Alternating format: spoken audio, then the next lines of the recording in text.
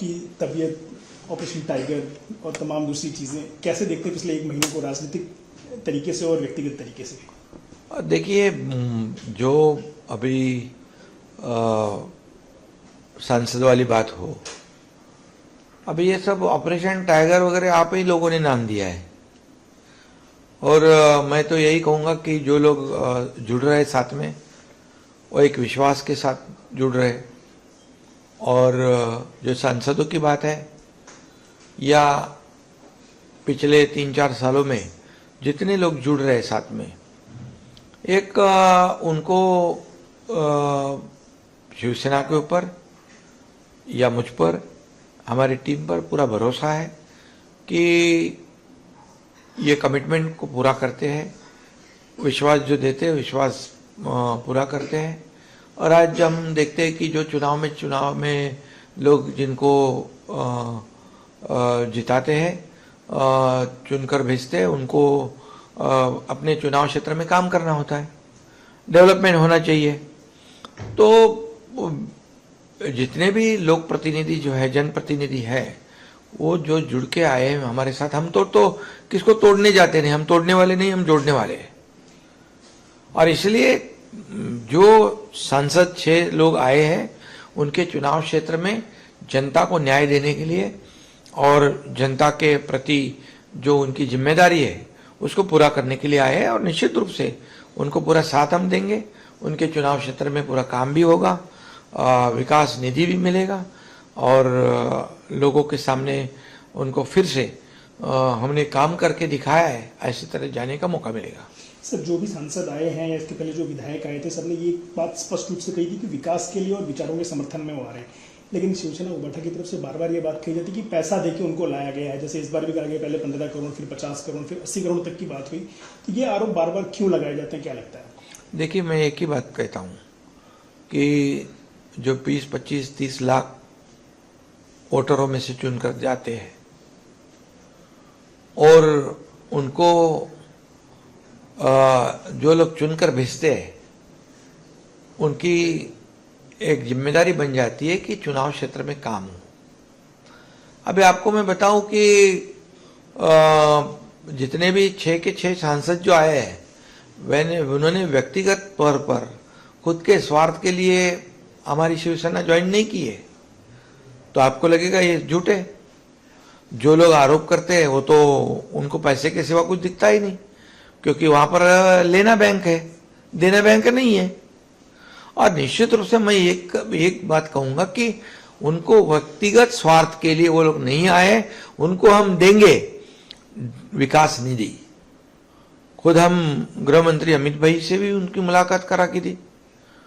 और यहाँ के जितने भी हमारे मंत्री हैं, उनके विभाग के जो काम है उसको हम पूरा करेंगे। तो ये तो देखिए, ये तो हर कोई भी जाएगा तो पैसे लेके चले गया। जब उनके साथ रहता है तो अच्छा है, उनके साथ नहीं रहता है तो बेकार है। तो हजारों लाखों लोग क्यों छोड़ के जा रहे हैं, ये सोचने का काम किसका है? खुद के गिरेबान में झांक कर देखना चाहिए कि क्यों लोग जा रहे हैं, क्यों छोड़कर जा रहे हैं। आत्मचिंतन, आत्म परीक्षण करने की आवश्यकता है। कोई भी कार्यकर्ता हो, सांसद हो, विधायक हो, उसके साथ नगर सेवक हो, उसके साथ में पूरी ताकत से खड़े रहने का काम पार्टी के प्रमुख ने करना होता है, न कि उसको राम भरोसे छोड़ दिया जाए। तो लोग कैसे रहेंगे? तो पहले तो खुद सोचो कि ये लोग क्यों जा रहे हैं, क्यों छोड़ के जा रहे हैं। छोड़ने वालों से जहां जिसको छोड़ के आ रहे हैं उसने सोचना चाहिए। सर, आपने कहा राम भरोसे छोड़ देने की बात आपने की, लेकिन अब लगता है कि पार्टी फिर एक बार, उद्धव बाला साहब ठाकरे की जो पार्टी है वो फिर एक बार लौट के आ रही है राम की तरफ। पहले मुंबई में राम रक्षा स्तोत्र का पाठ हुआ, आज नागपुर में हो रहा है। तो हिंदुत्व की तरफ उनकी वापसी हो रही है। आपको लगता है कहीं सबक लिया है उन्होंने? देखिए, जिन्होंने राम भक्तों को हरामखोर कहा था, जिन्होंने भर सदन में, असेंबली सेशन में कहा था कि हिंदुत्व की राजनीति करना यह हमारी गलती थी मुख्यमंत्री रहते हुए, और जिन्होंने 2019 में हिंदू हृदय सम्राट बाला साहब ठाकरे जी के विचारधारा को छोड़कर, त्याग कर, जो बाला साहब ठाकरे जी के ऊपर आरोप लगाते थे, उनके वोट का अधिकार छीनने वाले, स्वातंत्र वीर सावरकर को माफी वीर कहने वाले, उनके साथ चले गए। जब बाला साहब ठाकरे जी ने कहा था मैं कांग्रेस नहीं होने दूंगा, मैं मेरी दुकान बंद करूंगा, तो ऐसे लोगों के साथ जाकर हिंदुत्व छोड़ना, बाला साहब ठाकरे जी की विचारधारा को त्याग करना, ये गठबंधन की पार्टी भारतीय जनता पार्टी के पीठ में खंजर घोंपना, ये हिंदुत्व तो तभी उन्होंने छोड़ दिया था। गर्व से कहो हम हिंदू है, बाला साहब ठाकरे जी ने कहा, पूरे देश ने उसको स्वीकारा, उसको तो भूल ही गए। अभी इतने सालों के बाद उनको याद आया, गर्व से कहो हम हिंदू है। क्या कोई टोपी डालता है गर्व से कहो हम हिंदू है, कोई दूसरे को टोपी डालता है? ये मजाक है। ये हिंदुत्व क्या टी शर्ट है, निकाला छोड़ा पकड़ा, ऐसा नहीं होता है। और अभी मैं ये भी कहूंगा, जब बवाल लगा घटने, तब राम का नाम लगे रटने। अभी ऐसा नहीं होता है। राम रक्षा, किसकी रक्षा? खुद की पहले रक्षा करो। राम खुद समर्थ है। सर, आज राम रक्षा स्त्रोत का पठन उनकी तरफ से नागपुर में किया जा रहा है, जहां मुख्यमंत्री देवेंद्र फडणवीस को आमंत्रित किया गया था। आरएसएस सरसंघचालक को भी कहा गया कि अरे बाबा, राम ने, प्रभु रामचंद्र जी ने तो खुद के पिताजी के शब्द के लिए 14 साल का वनवास किया। इन्होंने तो पिताजी को भरे बारिश में छोड़कर चले गए और उनके विचार को त्याग दिया। तो कहां बराबरी कर रहे हैं? ये राम रक्षा खुद के पार्टी की रक्षा के लिए हो रही है, राम के लिए नहीं। और अभी उनको पता चला है जो राम का नहीं वो किसी काम का नहीं है, तब लगे राम का नाम रटने। अभी बताओ, अभी क्या पूछ रहे थे आप? मुख्यमंत्री को आमंत्रित किया उन्होंने, सरसंघचालक जी को आमंत्रित किया उन्होंने, तो इस तरह के जो आमंत्रण उन्होंने भेजे बाकी पार्टियों लोगों को, इसको किस तरीके देखता है? अरे बाबा, उन्होंने अपने गठबंधन के पार्टी को बुलाना चाहिए था, राहुल गांधी जी को बुलाना चाहिए था, सोनिया जी को बुलाना चाहिए था, अखिलेश जी को बुलाना चाहिए था। तो ये उन्होंने अपने साथियों को बुलाना चाहिए था। और पहली बात तो मैं आपको ये कहूंगा कि राम का नाम लेने का सही में हक है क्या उनको? जब राम मंदिर की चेष्टा करते थे, मंदिर वही बनाएंगे, तारीख नहीं बताएंगे। प्रधानमंत्री जी ने तो राम मंदिर भी बना दिया, कश्मीर की धारा 370 भी हटा दिया, बाला साहब ठाकरे जी का सपना पूरा कर दिया। बाला साहब ठाकरे जी होते तो उनकी पीठ थपथपाते, उनको उनका गौरव करते, तो उनको तो ये तो गालियां दे रहे, मोदी जी को गालियां दे रहे, अमित भाई को गालियां दे रहे। ये कौन सी राजनीति है और ये कौन सा देश प्रेम है? आज मोदी जी के बारे में मैं कहूंगा कि एक देश के यशस्वी और सफल प्रधानमंत्री जो देश को आगे बढ़ा रहे, उसका कोई अभिमान इनको नहीं है। आज देश आगे बढ़ रहा है, पूरे 30, 35, 36 देशों ने उनको सर्वोच्च जो पुरस्कार जो है सम्मान दिया है। आज देश आगे बढ़ रहा है। हाइड्रोजन ट्रेन का शुभारंभ हो गया, कौन विक्रम एक जो रॉकेट का लॉन्चिंग हो गया। ये क्या है? तो जो कई लोग जाके प्रधानमंत्री जी के बारे में विदेश में जाके, राहुल गांधी विदेश में जाके उनकी बदनामी करते हैं, क्या ये पेट दर्द है? ये जो है ये देश प्रेम नहीं है, ये देशभक्ति नहीं है, ये तो देश के विरोधी लोग है, कैसा कहूं मैं। सर, आज के उनके राम रक्षा स्त्रोत के आंदोलन में एक चीज और देखने को मिली कि सारे शिवसेना उबाठा के जो नेता थे उन्होंने भगवी टोपी पहनी हुई थी। उत्तर प्रदेश में अखिलेश यादव के पास लाल टोपी है और महाराष्ट्र में भगवा टोपी पहने उद्धव ठाकरे उनकी पार्टी के लोग। महाराष्ट्र के लोग बहुत समझदार है, इन्होंने बहुत सालों से टोपी लोगों को पहनाते पहनाते आए हैं और महाराष्ट्र के लोग काफी समझदार है। मैं पहले ही कहा कि हिंदुत्व के विचारधारा को त्याग कर 2019 को एक कुर्सी हथियाई इन्होंने। कुर्सी की लालच में बाला साहब ठाकरे जी के विचार छोड़कर हिंदुत्व छोड़कर गए।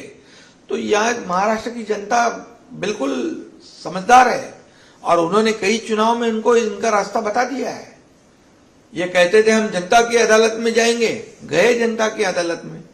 हमने 2022 में सरकार बदल दी जो लोगों को चाहिए था। हम 40 विधायक थे, 60 विधायक चुनकर आए और लोगों ने इनकी जो करतूत है उसका जवाब महाराष्ट्र की जनता ने दिया है। मुझे और कहने की आवश्यकता नहीं है। सर अब केंद्रीय राजनीति की बात करते हैं कि 2024 में जब चुनाव हुए तब की जो स्थिति थी एनडीए की, तब से लेकर अब तक काफी फर्क पड़ा है। कुछ सांसद बढ़े हैं, 6 आपने सहयोग करके बढ़ाए हैं, टीएमसी के कुछ लोगों ने भाजपा के विचारों का और मोदी जी के नेतृत्व का समर्थन करके नंबर्स बढ़ाए, और आने वाले दिनों में महाराष्ट्र से शायद एनसीपी शरद पवार जी की पार्टी के लोग भी समर्थन करेंगे, इस बात की चर्चा है। तो जो बढ़ती ताकत है केंद्र में एनडीए की और गठबंधन की, उसे कैसे देखते हैं आप? एनडीए की ताकत बढ़ रही है क्योंकि मोदी जी पर लोग विश्वास जता रहे हैं। मोदी जी जो बोलते हैं वो करते हैं, और एक समर्पित भाव से वो देश की सेवा करते हैं, देश को आगे बढ़ा रहे हैं। एक भी छुट्टी 12 साल में नहीं लेने वाला प्रधानमंत्री देखा है आपने? और आज देश आगे बढ़ रहा है। आज देश आर्थिक महासत्ता की ओर जा रहे हैं।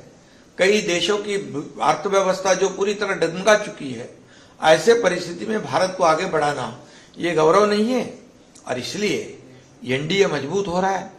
और हमारा भी फर्ज है, हम एनडीए के घटक दल है, हमारी पुराना गठबंधन है। हम भी चाहते हैं एनडीए मजबूत हो, मोदी जी के हाथ मजबूत हो, और देश को इसी तरह आगे देश बढ़ते रहे। शरद पवार जी की पार्टी के कुछ सांसद भी समर्थन करेंगे केंद्र में भी, और कुछ विधायक यहाँ समर्थन करेंगे राज्य में भी। इस बात की चर्चा बहुत जोरों से चल रही है। कुछ नेता आपसे भी आकर के मिले थे एनसीपी शरद पवार गुट के। किस तरह की चर्चा हो रही है, और वो आते हैं तो कितना प्रभाव पड़ेगा राज्य में और केंद्र स्तर पर? देखिए, मैं तो ये कहूंगा कि महिला आरक्षण बिल जो पिछले समय में कई लोगों ने विरोध किया था, उसका जवाब पश्चिम बंगाल की जनता ने एकदम रोक ठोक दे दिया है। और अब कई लोग समझदारी से काम ले और महिला आरक्षण को सपोर्ट करें, तो उसका स्वागत ही होगा। सर आपका कद दिल्ली में भी बढ़ा है, महाराष्ट्र में भी बढ़ा है, इस बात की चर्चा बहुत जोरों से हो रही है, जिसको लेकर के आपके और मुख्यमंत्री के बीच मतभेद है, ऐसे भी कई लोग आरोप लगाते हैं, जबकि आप लोगों ने हर बार खंडन किया है इस चीज का। मुख्यमंत्री ने भी कहा है कि आपके बहुत अच्छे संवाद हैं, आपने भी बात बार बार कही है, लेकिन फिर भी विपक्ष आपके और मुख्यमंत्री के बीच में इस तरीके की दुर्भावना पैदा करने की कोशिश क्यों करता है? ये कितनी भी दुर्भावना पैदा करे, लेकिन हमारी सद्भावना है वो हमेशा कायम रहेगी। हमारी दोस्ती जो है वो दोस्ती कुर्सी के लिए नहीं है, सत्ता के लिए नहीं है। हमारा गठबंधन सरकार सत्ता कुर्सी के लिए नहीं है, तो लोगों के जीवन में बदलाव लाने के लिए है। और हम महाराष्ट्र की जनता को जो दिया है पिछले 2.5 साल के मेरे मुख्यमंत्री पद के कार्यकाल में, हम टीम बनकर काम किया। आज देवेंद्र जी मुख्यमंत्री, हम टीम बनकर काम कर रहे हैं। हमारा एजेंडा ही है कि महाराष्ट्र को आगे बढ़ाना और एनडीए को मजबूत करना। सर दिल्ली और देश भर में एक आंदोलन कॉकरोच जनता पार्टी की तरफ से किया जा रहा है। इस आंदोलन को आप किस तरीके से देखते हैं? आप राजनीति के बहुत अनुभवी खिलाड़ी हैं, और जिस तरीके से नौसिखिया आंदोलन ये लोग कर रहे हैं, इसे आप कैसे देखते हैं? और सोनम वांगचुक जैसे लोगों का समर्थन जो उन्हें प्राप्त हुआ, उसे कैसे देखते हैं?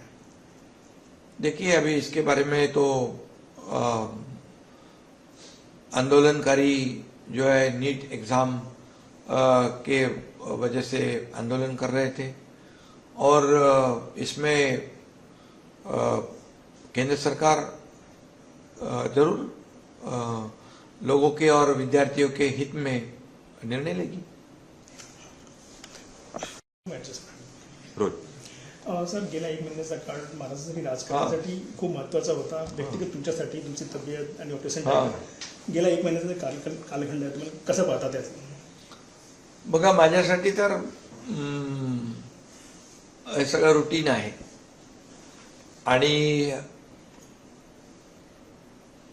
6 खासदार जे शिवसेनेसोबत आले त्यांचं मी स्वागत केलेलं आहे, आणि विकास कामांसाठी त्यांनी जाहीरपणे सांगितलं की आम्ही विकास कामांसाठी आणि आम्ही आमच्या लोकसभा मतदारसंघातल्या लोकांना न्याय देण्यासाठी आलेत। कारण मी जो शब्द देतो तो पाळतो, एक विश्वास, एक भरोसा, कमिटमेंट, यासाठी ते शिवसेनेसोबत आले। मी त्यांचं स्वागत केलेलं आहे। याच्यामुळे एनडीए मजबूत होती आहे। आमचं ध्येय आहे की एनडीए मजबूत करणं, आणि जे प्रधानमंत्री नरेंद्र मोदीजी जे देशाला पुढे घेऊन जात आहेत त्याला अजून ताकद मिळणं, हा आमचा अजेंडा आहे। आणि त्यामध्ये जे विपक्ष आहेत ते नेहमी त्यांचं जे काही आरोप प्रत्यारोप ज्या पद्धतीने करतात त्यांचं सुरू आहे. म्हणून आरोपाला आम्ही आरोपाने उत्तर देत नाही आणि त्याला कामातून उत्तर देतो. आणि त्याचबरोबर हे ज्या पद्धतीने इतके लोक शिवसेनेसोबत येत आहेत, खासदार आले, अनेक लोकप्रतिनिधी आले, हे सोडून का जात आहेत याचं आत्मपरीक्षण ज्याला सोडतात त्यांनी केलं पाहिजे. सर, एनडीए मजबूत व्हावं असं तुमचा प्रयत्न आहे आणि तुमचं मनातही असं आहे. तुमचे जे काही लोक आलेत, तुमचेही 6 खासदार वाढलेत आणि येणाऱ्या काळात एनसीपी शरद पवार गटाचाही काही लोक समर्थन देतील एनडीएला, महाराष्ट्रातही आणि केंद्रातही. कशा प्रकारे पाहता एनडीची जी वाढती ताकद आहे लोकसभेमध्ये आणि मीडियामध्ये याचा कसा फरक पडेल? बिलकुल एनडीएवर विश्वास आणि मोदीजींवर विश्वास लोक दाखवत आहेत आणि म्हणूनच देशभरामध्ये एनडीए सोबत लोक येत आहेत. मी मगाशीच म्हणालो की देश पुढे चाललाय. देश विकसित भारत 2047 जी संकल्पना मोदीजींनी मांडलेली आहे आणि आताच्या सगळ्या अडचणीच्या काळामध्ये अनेक देशांची अर्थव्यवस्था बिघडलेली आहे, परंतु भारताची अर्थव्यवस्था आणि भारत आत्मनिर्भर ज्या पद्धतीने होतोय याचा अभिमान आम्हाला सगळ्यांना आहे.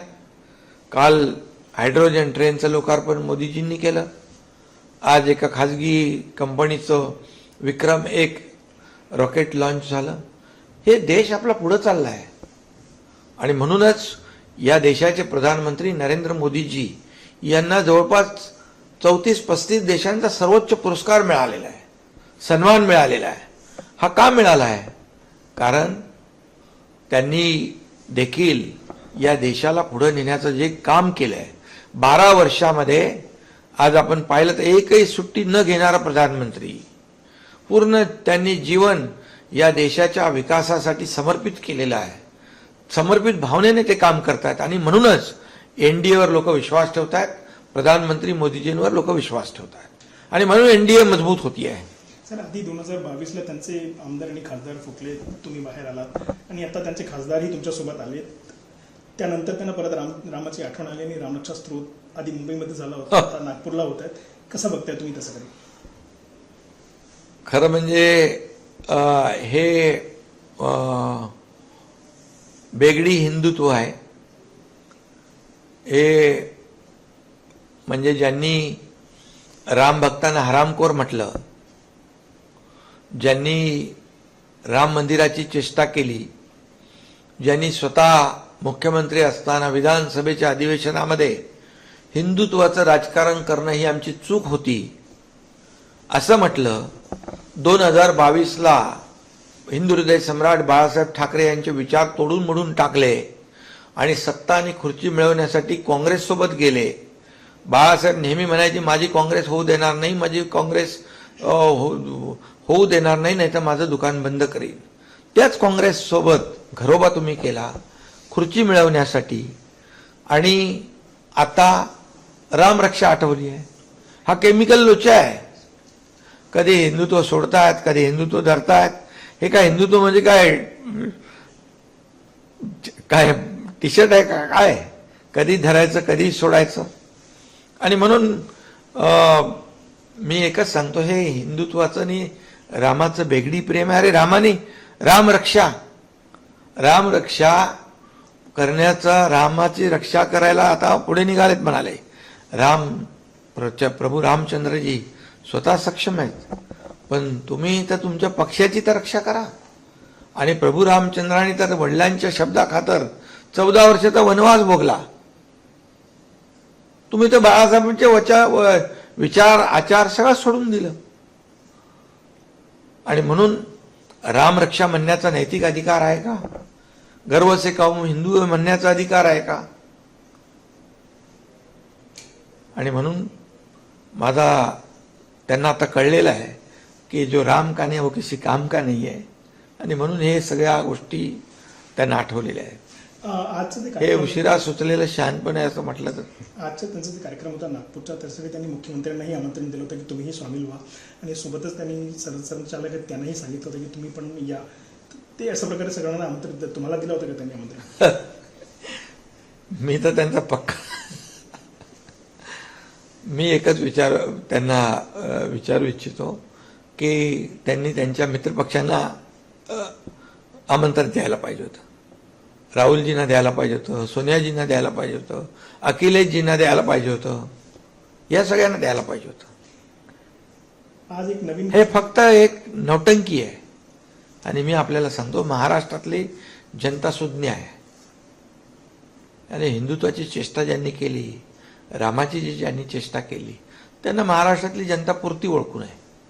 आज जेवढे काही आंदोलन करते होते किंवा रामरक्षा स्तोत्र म्हणणारे नेते होते त्यांचे सगळ्यांनी आज भगवी टोपी घातली होती. कशा प्रकारे बघता तुम्ही, हे नवीन सुरुवाती त्यांनी केली आहे?